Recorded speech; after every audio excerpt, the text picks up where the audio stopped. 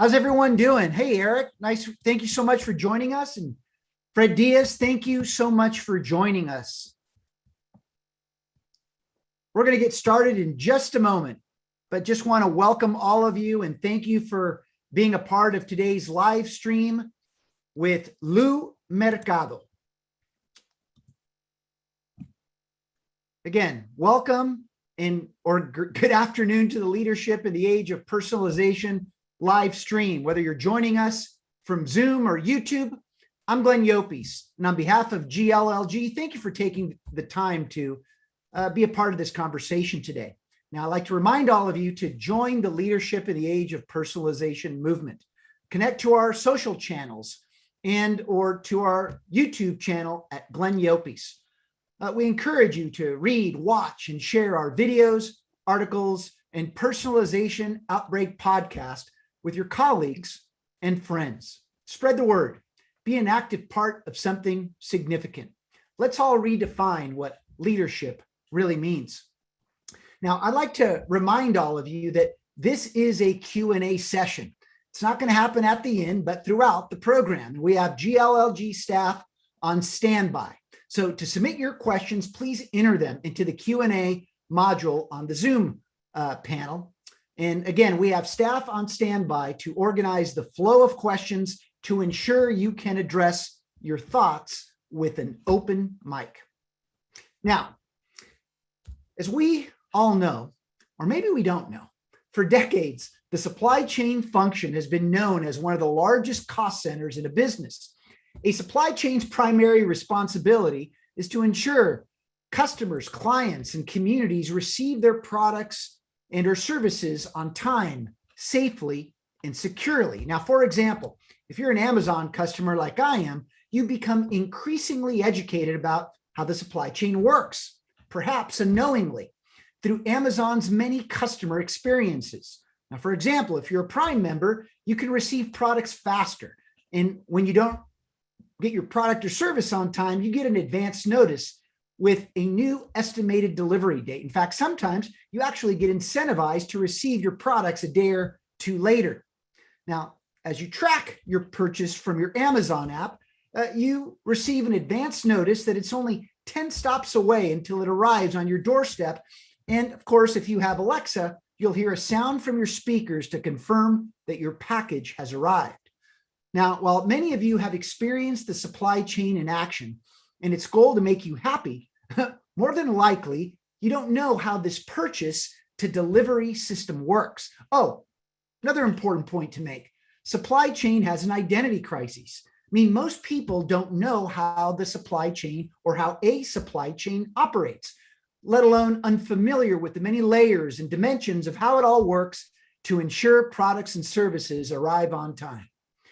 But throughout the pandemic, supply chain finally earned the spotlight as one of the most important functions in the world, whether it's to provide doctors, caregivers, and patients masks and protective equipment, or for families to have enough toilet paper, food, or other essentials. In fact, according to a recent Accenture study, did you know that 94% of Fortune 1000 companies are now seeing supply chain disruptions from COVID-19, or that 75% of companies have had negative or strongly negative impacts on their businesses, or that finally 55% of companies plan to downgrade their growth outlooks or have already done so.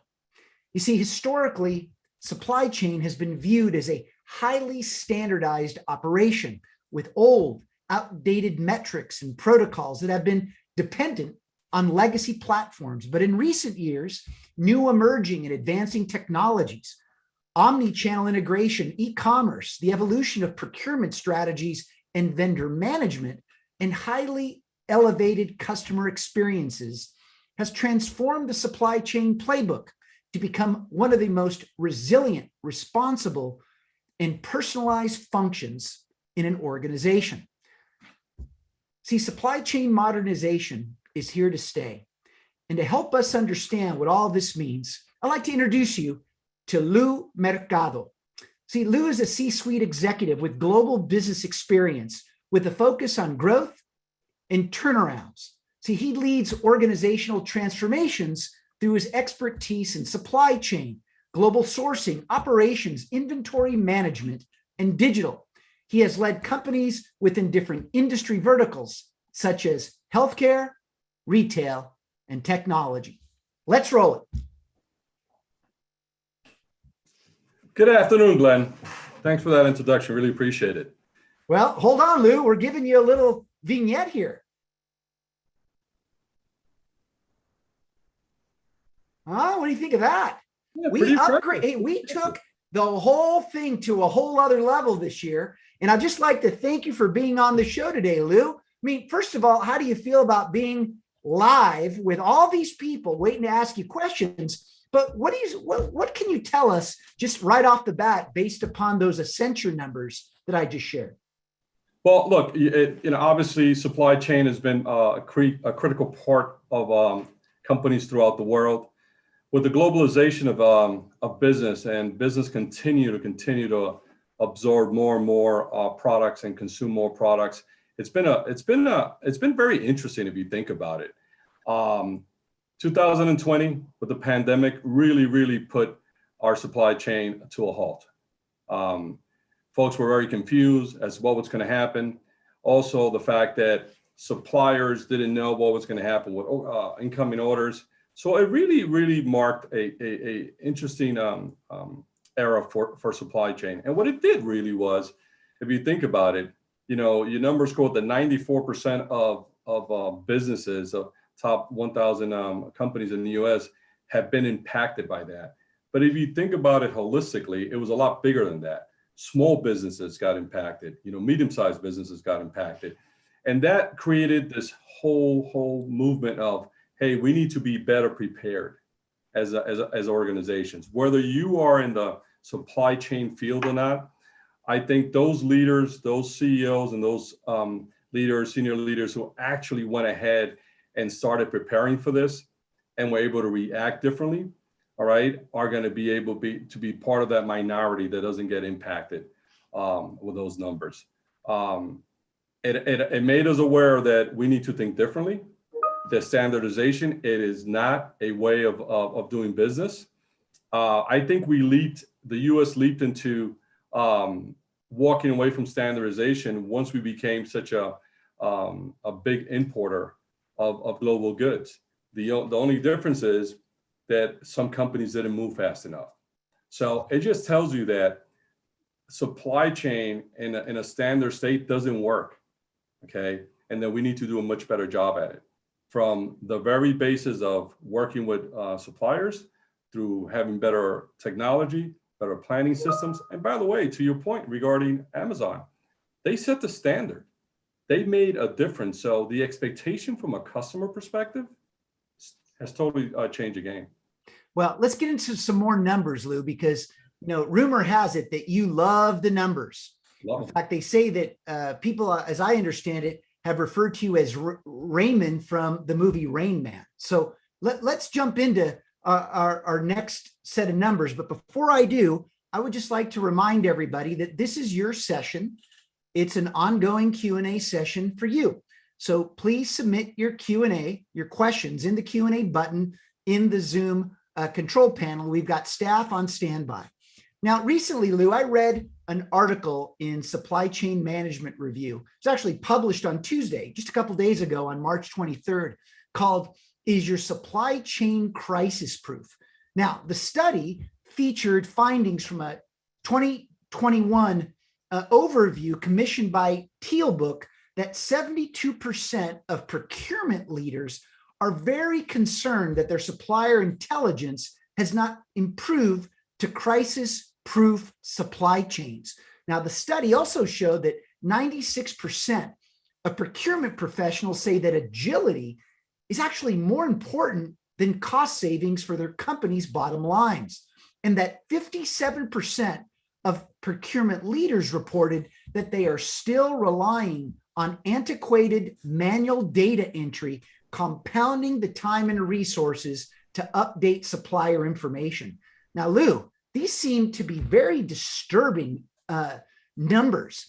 How do you react to these findings, and what should we learn about them?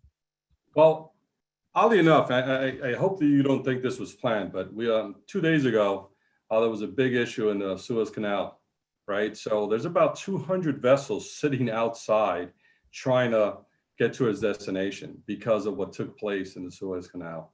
So agility is the key. You are absolutely correct. As I mentioned before, you can't run a supply chain under the old standardization because it just doesn't work. You can't run a supply chain just based on costs, try to reduce costs. It's a portion or a component of what your margin should be. However, the ability to be agile and be very flexible is going to allow you to be a lot more productive and get product on time to your consumers. As I mentioned earlier, Amazon set the standard as far as what do customers expect. We also have a generation whose expectation is a lot higher. So you must be agile and not just look at one component of your supply chain, which is cost from the suppliers, in order for you to succeed. You need to work with those suppliers. You need to build partnerships so that in order for you to make sure that you get your goods on time. There's no secret to this. Well, Lou, forgive me, but it seems to me that what you're talking about is we need to think about the way we lead supply chain. And when you operate in the age of standardization, and as a study show, I mean, we're still using antiquated systems in how we manage supply chain. So are there certain skills or expertise that we need to start considering in supply chain? Yeah, I think if you really go back and look at the systems and technologies, technology has really moved, and from a forecasting perspective, from a much better planning and demand perspective, I think that's a big key component for your supply chain to be a lot more nimble and to be a lot more effective. All right, but you also need to understand your consumer more and more and more, so you can understand what their expectations are. Once you have that, okay, then you start going upstream, not just working with your leaders in your organization, but how you train and develop them so they can have those conversations with those suppliers. All right, so they could understand, hey, what's going on in the marketplace? What's going on with raw materials? What's going on with the flow of goods? We're experiencing backups in the Port of LA, the Port of Long Beach, throughout this the country because of all of a sudden the rapid increase in demand that the pandemic created. So those individuals who have those relationships, who know how to talk to their vendors, the suppliers, and work with those suppliers, and actually build collaborative plans, will enable us to get products and goods on time. Those individuals who are spending their time trying to do business the old way and not invest in people and in processes and in technology will have a very rough time doing it, especially in times of crises, right? Yeah, of course. Now, by the way, the Q&A is blowing up now. So let's go to our first question. And this one comes from Robert. Hey, Robert, you want to go live and ask your question to Lou, please? Yes. Hello, Glenn and Lou. Question number one. Heard there's a shortage of containers. Is this true? And if it is, what are the implications? What have the implications been to your organization, the US, and the rest of the world? Forgive my typos here. Number two, I have another question. I was just about to send. And could you share an example of when you have lost a total load in transit on a global level? And what were your standard operating procedures afterwards, and how did you deal with it? Yeah, well, is a container shortage a true issue? Yes, it is. I mean, in the past, we've seen where the supply chain started to get slowing down because there were grounding vessels. This is not the case. There is a huge shortage of containers. Last, I had a discussion with one of the carriers. Last I heard from them, they were going to add another 30 to 40,000 containers into the marketplace, but that's not going to come till the summer.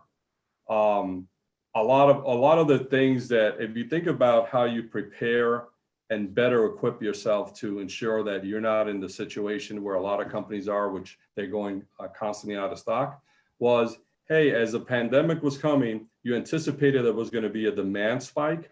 So a lot of individuals, a lot of companies were pulling up these orders to ensure that they had the product flowing in.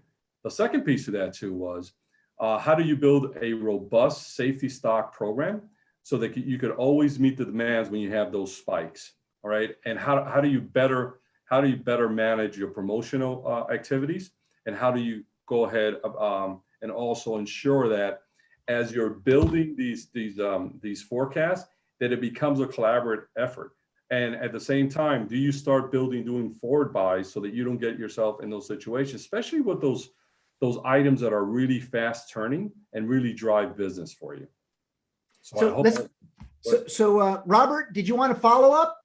Are you good? Yeah, let's change the dynamics. When you were early in your career and you had your first time where you're a manager in supply chain, you had a series of trucks that were supposed to arrive from you're part of UPS, they're supposed to come. They didn't. It caused a hiccup in the system. Can you give the audience some examples of how did you handle that? What internal fortitude told you to, number one, understand what was going on. Number two, how to communicate it up to management and your clients. And then three, get it resolved. Look, this happens a lot in our space, right? Where things are going to be delayed, whether it's because of weather, because of production issues, because act of gods, as they say. The first thing you do is always have a contingency plan prepared, right? So if something happens, an example A, something happens, you have a resolution for it, right? So I think that's the basis, creating this MOP, this master operating plan that gives you a contingency that says, if something does not go according to plan, how do you get around it and still try to service the customers the right way? The second thing is actually communicating to the customers. Through the pandemic, we saw a lot of organizations putting on their website, look, there's some constraints in the supply chain, so your deliveries may be late. Because at the very least, the customer understands what's going on in the business. I think more so now than ever, despite the fact that customers want their product when they want it and how they want it. This period of time allowed us for them to understand supply chain even better. Everyone became a supply chain expert, right? So we, in my early in my career, I made sure that I understood what the contingency plans were. You always build a master operating plan to support that and communicate to your customers, and also communicate internally so that everyone has a holistic view of what the plan is. All right, not just for that moment, but that you could take those learnings and apply it in any future instances that you have. Thank you, Lou. We was talking about early in your career. We got Jimmy Fitzpatrick. Jim, do you want to provide your question live or your comment live here for us today, please?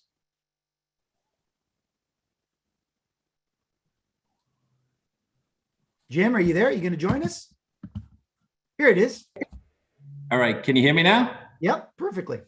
Yeah. Okay. So, hey, thanks for having me. And it's really nice to see both of you, and I hope all is well. But I think Louis hit the nail on the head earlier when he discussed the way the customers have to change the entire supply chain makeup, the entire plan, the strategy, the forecasting to really meet this crazy, crazy demand that's not going to go away in the world of e-commerce. If you take a look at all the statistics and all the surveys that have been completed over the past 6 months, it's all about meeting the accessibility, the clarity, the assurances, and the convenience through the e-commerce network. And all of the people that are buying today online will continue to buy what they're buying now online.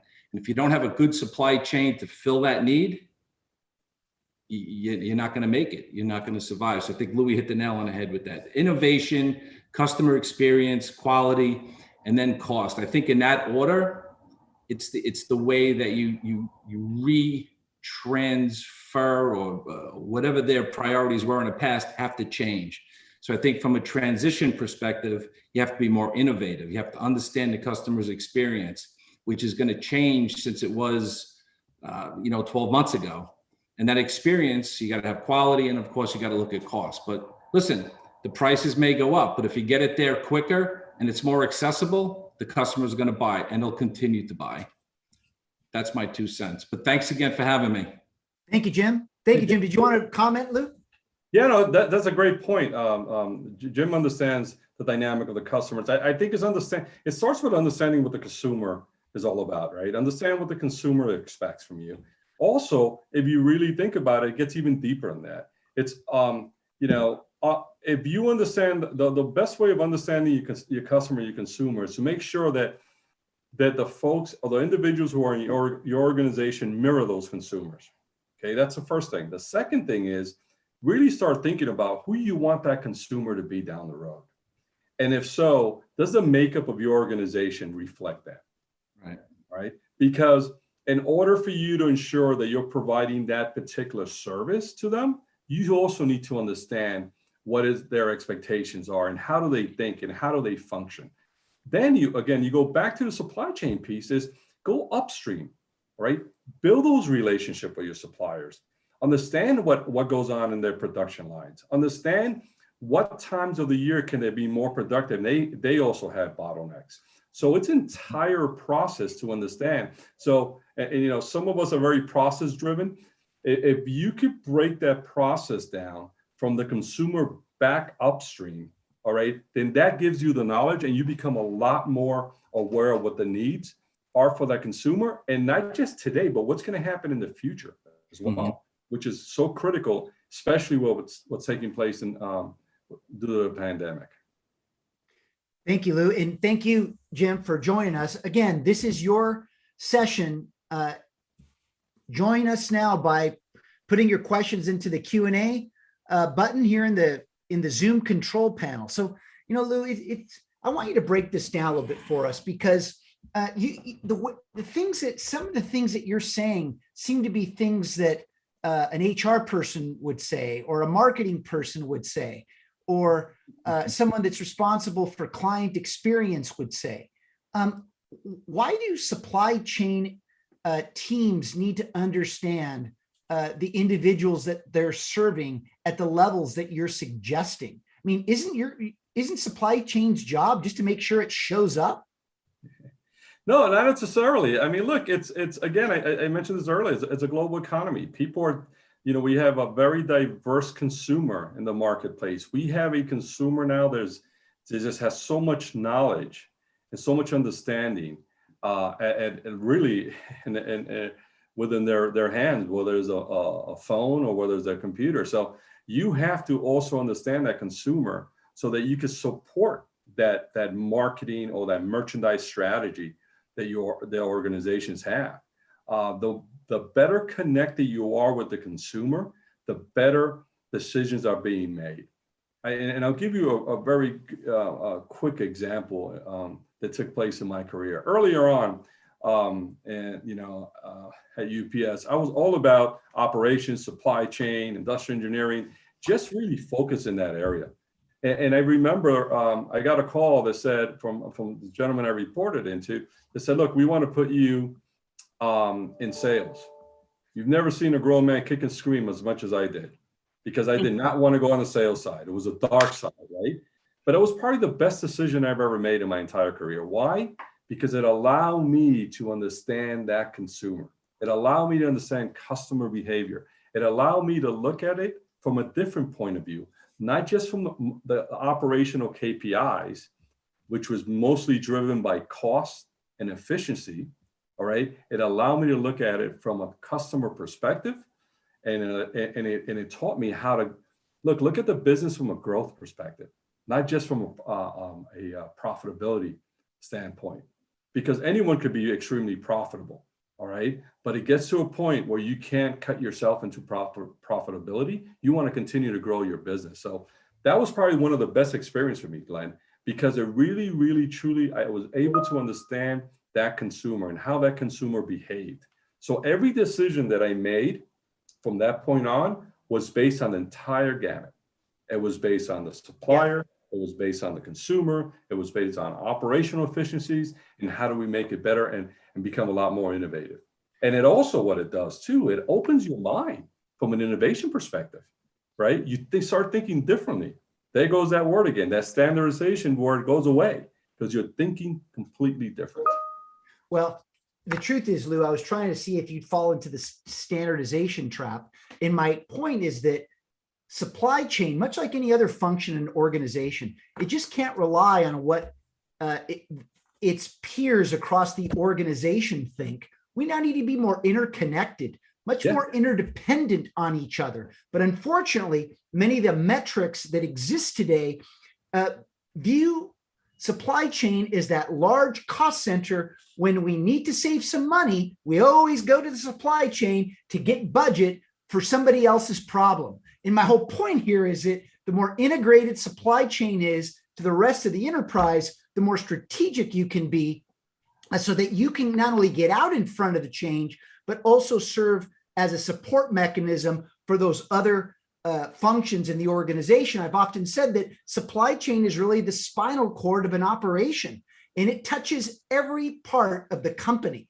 So you just can't be about the inflows and outflows of goods. In many respects, you sit in a position of tremendous power and strength because everything you do is so interconnected to what everybody is actually responsible for. So I'd like to, now, Jimmy Fitzpatrick, you got your hand up. Are you giving Lou a high five, or did you have a follow-up comment? I'm going to give them both one high five and then a follow-up comment. Absolutely. Listen, he talked a lot about the smartphone. He mentioned the cell phone. He mentions the, the laptops, the platforms, and all this kind of stuff. Listen, without a supply chain person collaboratively dealing with the organization's leadership to develop, and I think it was one of the list of questions or topics was the omnichannel strategy. Well, how do you become available everywhere if you don't have the supply chain people building that for you, right? And if you're not going to go everywhere like you should with omnichannel, you're not going to be successful. So you guys are hitting the nail right on the head. It's an integration, collaboration amongst the leadership. And I wouldn't look at the supply chain as a cost center way to cut it. If you're looking to cut it as an organization, not today, not after this pandemic.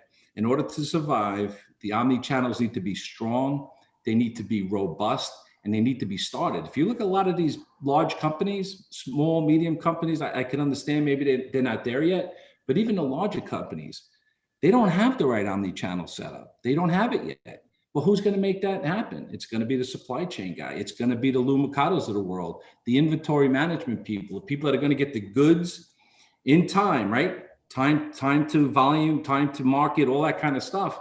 And that's through innovation, through omnichannel. So there's a big collaboration there. And hats off to Louis in his career and his career path. He's done an outstanding job with that, with many different organizations across many different industries.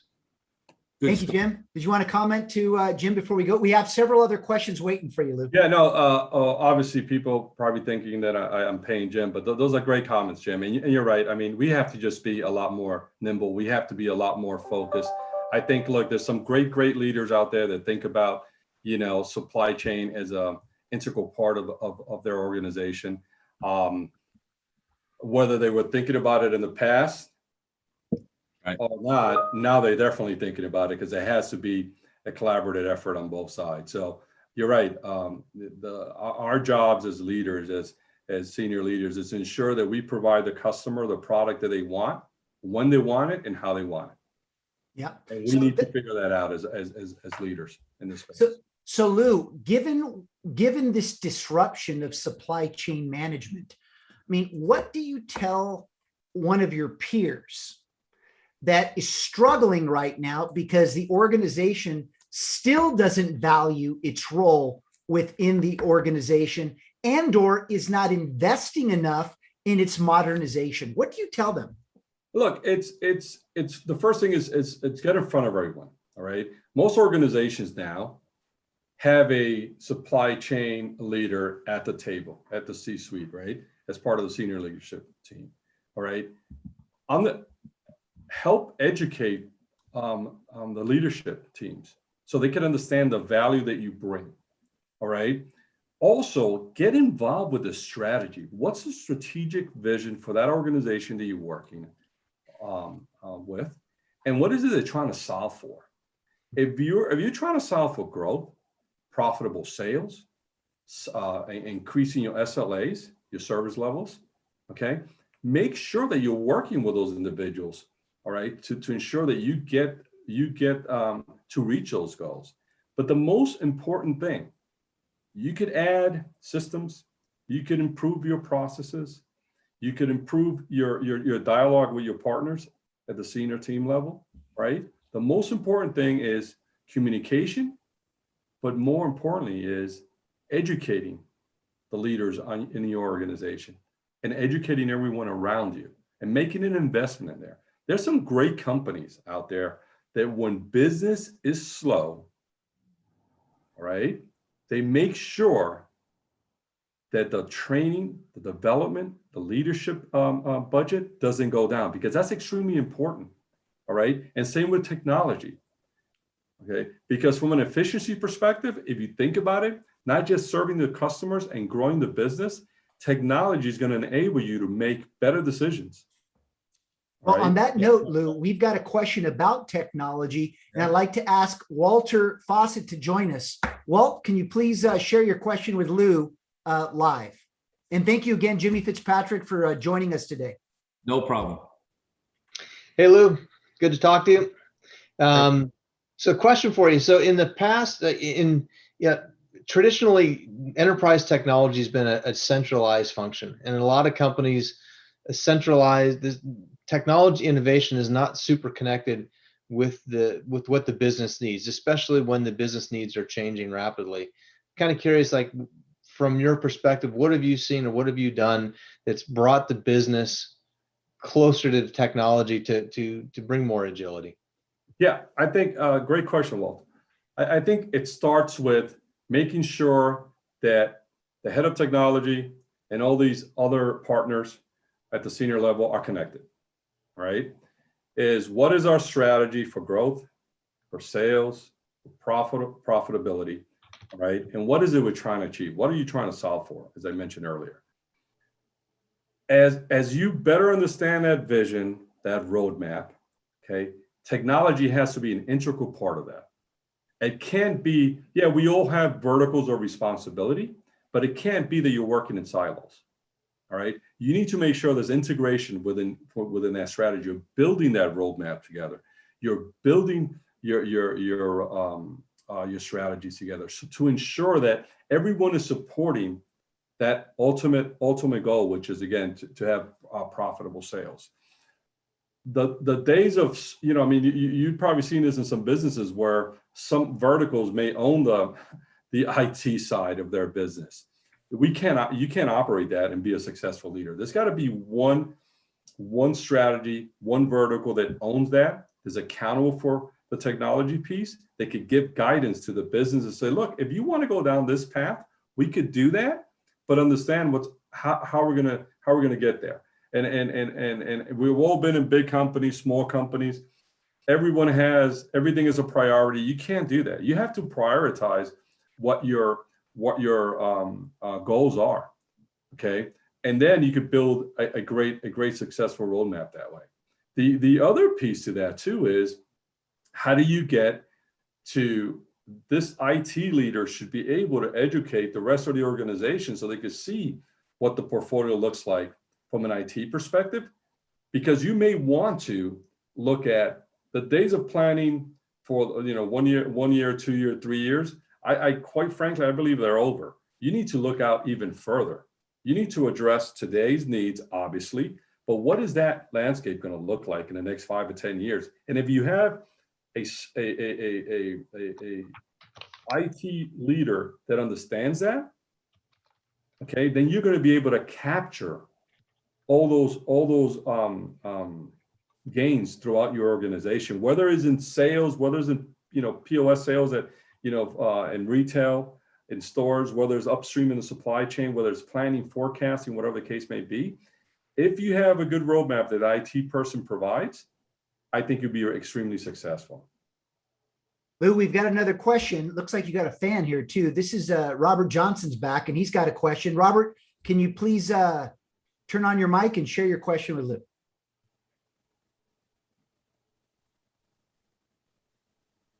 Robert? Absolutely. I have a personnel question. Finding quality talent. We know that there are people who have experiences, but I'm more interested in how do you source your talent from someone that doesn't even know that they literally have what it takes to be a top quality supply chain logistics manager and leader. Look, I've always found this, and I think a lot of us have experienced this. Sometimes you have individuals that are in positions or in jobs that perhaps they're not performing, and it could be one or two things. It could be the individual, quite frankly, at times that doesn't really want to do that job. But if someone is passionate and they're not achieving the things that you want them to achieve, all right, it's on us as leaders to develop those individuals. I think you have to create an environment where people want to work in the organization. You have to create an environment that people see that taste success. You have to create an environment that drives opportunity. You have to create an environment that people feel comfortable enough to make mistakes. In order for you to get that talent, it takes a lot of work. It takes works with, whether you have an organization that believes in a solid recruiting plan, an organization that's very patient when it comes to training and development, an organization that actually wants to see people succeed and that you can show them what the path looks like. All right. Career planning, succession planning is going to be a big key for organizations to make sure that they have the right candidates. And you have to have a mix. You have to have, as you're growing an organization, you have to have a mix of folks that are internally been with the company for a while, and you also have to have people from the outside that are bringing ideas that may not be that evident to those individuals. I've always said this, when I go into a new organization, I said, look, I don't want to change the organization. All right. I want to enhance what's great about the organization and add some things to it to improve. And the only way you do that is through the people. And you really have to spend a lot of time educating those individuals. So Lou, let's talking about people. And we obviously know that, diversity and inclusion has become a very important topic. And, we know that, in case people don't know this, Lou is Hispanic. And, Lou, how do we get more people of color to know what a supply chain career is? I mean, again, this is a function that has an identity crisis. So how do we get people excited about pursuing a career in supply chain, but also how do we get diverse population into the fold? Look, I think it has to do, as leaders, we have to make it a priority. And I've been in panels where I've had a lot of discussions about this, where it's not about checking a box because you want a diverse workplace. It's about making sure that you're bringing the right individuals on board, making sure that if you want, and there's a little bias here, right? As you mentioned, I'm Hispanic, but if you combine the Hispanic population, their spend, that economy is probably like 7th to 8th largest spend when it comes to an economy, right? We have to make sure that our population, especially in this country, is changing, all right? Even from a business perspective, you just want to look at it from a business perspective. You have to, if you want to grow, you have to make sure that that population represents one of your consumer. You have to make sure that that we're looking at bringing talent and nurturing that talent, all right, and ensuring that we're developing that talent. And the days of, there's this thing about we should bring, we should have an internship program from schools, from college and all that. Yes, without a doubt. Don't disagree with that. You may have to go even further back. And we started a program in one of the organizations I was with where we were actually getting interns from high school so that we could actually start getting their mindset to think about what a career looks like. It just so happens that a lot of the folks that eventually went to school, they stayed as interns, and we brought them into inventory management and supply chain. But that's how you nurture that. All right, you have to make sure that you provide people opportunities. And look, I'm going to give UPS the last plug that I'm going to for the day, but they did a fantastic job with that. They nurture employees at the lowest level all the way up throughout their careers. And there's a focus on that. It's again, maybe 15, 20 years ago, supply chain wasn't at the forefront of careers. But everything that's going on, again, because of this new generation and how they shop and how they spend their money and their time, all right, it's at the forefront. It's our job as leaders to ensure that we're tapping into those organizations, okay, to make sure that we're bringing those folks on. Okay. And you know what, Lou, as I hear you, I mean, talk about a perfect opportunity for an organization that's looking to bring on top talent into supply chain to really put it at the forefront of their recruitment strategies. I mean, everybody knows, and if they don't know, there's stories to tell about how supply chain literally saved people's lives this year. And the ones that were more agile, more flexible, made some unexpected investments just to get products to consumers and or to those in hospitals. I mean, I know we say that the front lines were the heroes, but I'd also add that the supply chain folks were the heroes too. Now, speaking of, I like to ask, we got some more questions here for you, Lou. I'd like to bring Andy French into the conversation. Andy, thanks so much for joining us. And please take yourself off of mute and ask Lou your question. Guys,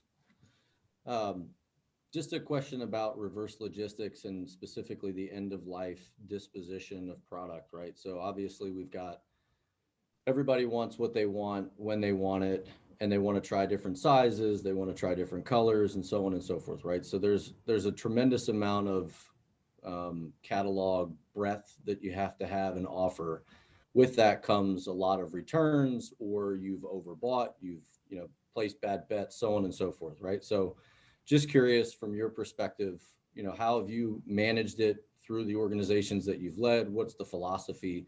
And then how do you use that information that you gather from, different data sets to influence further up the chain, buying habits, merchandising strategies, and things of that nature to kind of more improve the process of the catalog proliferation that continues to grow across organizations?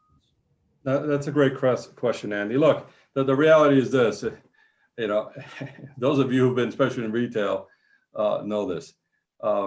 Every merchant likes every item. Every item is going to be a big hit. The reality is it doesn't work that way.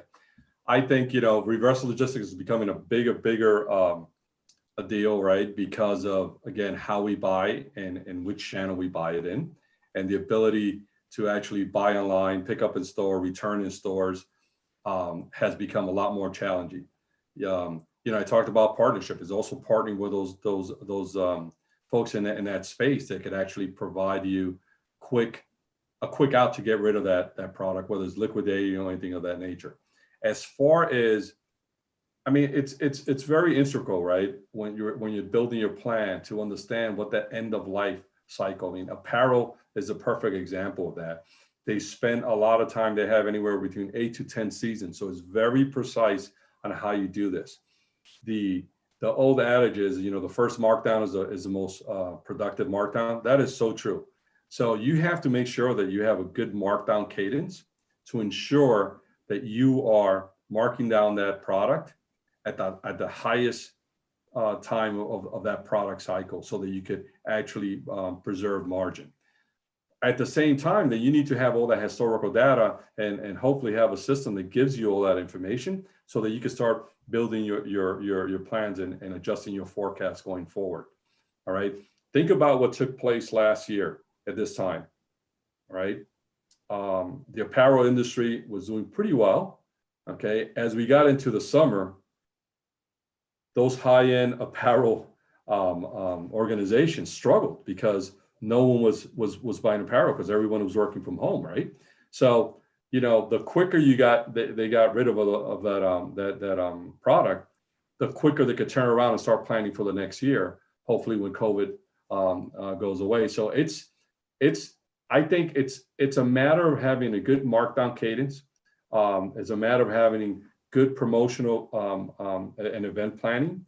And it's also key to have a system that allows you to do that as well. But building that partnership and those channels to have reverse logistics is key. And it doesn't always work to have just one channel. You should have more than one channel available for you. Andy, do you have a follow-up question for Lou? No, I appreciate the answer. I think it's spot on, right? Like there's no one silver bullet to solve the problem, obviously, and it is somewhat of an age-old puzzle to put together. I just think that as the age of personalization continues to grow and evolve from a consumer and the habits that they, you know, are going to enforce supply chains and organizations to be as agile as we need to be, that portion of the supply chain continues to be kind of, as Robert's saying, sales is the dark side. To me, that's the darker side. Yeah, oh yeah, without a doubt. Because it's a difficult thing to try to manage through and try to find ways to influence the business with what you have to do. Like it's a known thing that you have to handle. It's just how do you do it the right way and at the lowest cost to influence the business. Yeah, I think to your point, that's really the dark side, because it wasn't just that as an organization you made a big bet on that product, but the worst part is you made a big bet on that product and the consumer told you, I don't like it. Mm-hmm. So you have to somehow get rid of it. But if you fall into that vortex of not getting rid of it through a robust markdown cadence, then you're going to be carrying so much unproductive inventory, then that's going to clog up your supply chain, which you're going to go upstream. And then you get into the whole network capacity issue, which is what you don't want that. I mean, think about what happened, and I'll leave you with this. And I'm sorry, I'm going a little long, Glenn. Think about what happened with food, right? For those retailers that had food in their assortment and they had to shut down for a couple of months until they came up with a curbside solution. All of that food, the good thing that happens was that a lot of it got donated, which is great, right? A lot of retailers were able to help people out, but some of it expired. So it was getting in and out and you start again. And that's the piece, that reverse logistic piece is going to be very instrumental. And systems could help you do a much better job on managing that, whether it's during the pandemic or not. Thank you, Lou. Andy, as always, thanks for participating, and great question. Let's move on to our next question. And this one is from Eric Ortega. Eric, please unmute and ask Lou your question. Hey, Lou. Hey, Glenn. Good afternoon. Right. Hey, Lou. So earlier today, you mentioned how our teams need to reflect our current and future customers. How have you engaged, or how have we engaged as an organization or leverage talent and people differently during the pandemic to identify solutions that are better representative or better serve our customers in this time of crisis? Yeah, look, there's a lot of organizations that do a very good job of engaging supplier with a diverse background, right? There's a lot of organizations that have a targeted market segment, right? Again, during the pandemic, that segment really changed. So your customer base may be the same, the market basket might have increased, okay? However, that customer base changed because you had more people in the public buying from a lot of retailers that in some cases they would have never bought or heard of, because of the fact that you provided, a lot of organizations provided, buy online, pick up in store BOPIS, right? So I think that whole strategy of, how do you make your customers, all right, change from a diverse perspective. I talked about the power of the Latino, Blacks from a spending perspective, people of color. All right. You have to have a guided strategy that says that. All right. Through highlighting suppliers that are suppliers of color, to making sure that your assortment reflects that population, the demographics that your stores are in. The days of having a generic assortment doesn't work. You could have a generic assortment. However, you should also have an assortment that reflects that population that your stores or your consumer online is in. All right. We are becoming an extremely diverse country. Right. We need to make sure that we provide those services. And a lot of people are hungry for that. A lot of folks are very hungry to ensure that A, their voices get heard, B, that what we're selling to the consumer reflects their heritage as well. All right. And again, I talk about this new generation. This new generation has all this feed, they get fed all this information online that really reflects a lot of the things that we're talking about today from a supply chain, diversity, and all those aspects. So that's a new consumer. If you want to grow your customer base, then you need to reflect what that consumer wants and what that assortment should be. So Lou, let me go back to Eric. Do you have a follow-up? Because we have another question that just came in. You good, Eric, or do you have a follow-up? We're good. Thank you, Lou. Thanks, Glenn. Thank you, Eric. Let's go back to Walt. I guess you have another fan here, Lou. Walt, can you unmute? Ask your question, please.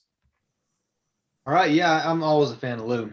So kind of going back to technology, you had mentioned, in managing the supply chain is looking at the capabilities and constraints of your suppliers. How much do you look at their technology, and what sort of technology is important to you, and what's technology is not important? And I kind of am interested. One of the ones that kind of made me think about this was Jim's comment about omnichannel and being able to connect in different ways. No, that's a great question, Walt. So look, the reality is, depending on which segment of the business you're in, let's say you're in retail and you're a specialty retailer, that becomes very difficult to have connectivity with your suppliers, because there are small suppliers that don't have the capabilities of having a lot of technology. However, that interconnectivity to do collaborative forecasting and to ensure that you're getting your product from them and working with them could also be done, unfortunately, in some cases manually. So look, the bigger organizations that could provide suppliers that could provide technology, yeah, you want to have a collaborative forecast, a FR program that allows you to have collaborative forecasting in a innovative way. There's some others that they don't have that capability. However, you still have to pass on that information whichever way you have it. The key thing is for those organizations to have systems, processes, and the ability to communicate that to those smaller suppliers. Those smaller suppliers could really provide you with a unique product that's going to reflect, again, your customer. All right. The other piece that we spend a lot of time in different organizations that I've been in is really understanding that whole omni-channel proposition, more so now than before. If you don't have the mechanism to provide this information and provide that service to customers, you're losing a lot.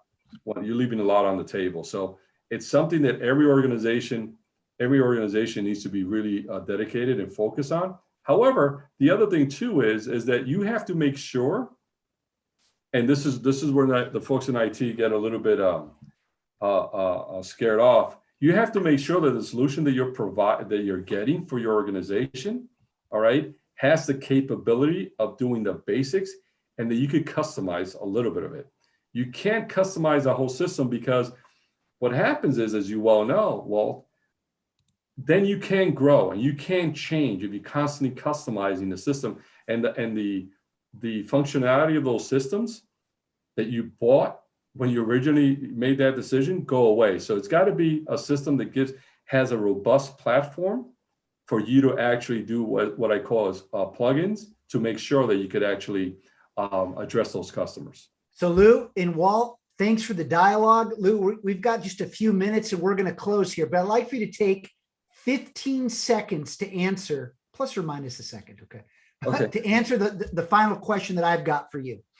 Which supply chain transformations do you fear the most for their potential negative disruption? That's an awesome question. I think that the biggest fear, the biggest disruption right now, look, we went through COVID-19. I think we have a sort of a schematic of what we need to do. I think what's going to happen now, and it started happening, is already happening, is raw materials. The price of raw materials going up, the lack of turning containers and ships around, vessels around fast enough to ensure that you have raw materials going to those factories and getting the finished product out. So I think, I think the supply chain is going to ease up sometime in the fall. I think prices of raw material, we have to do a much better job understanding commodities and really following the commodities exchange, because it's going to be extremely impactful. All right. And then we have to figure out what happens with domestic supply chain and logistics, right? Because that's starting to creep up as well. So, Well, Lou, thank you. Thanks for sharing your expertise. Oh, go ahead. You got a comment. And the last thing, the biggest fear is if we're stuck in standardization, we're not going to be able to move this forward. So that's important to just get out of there and move forward.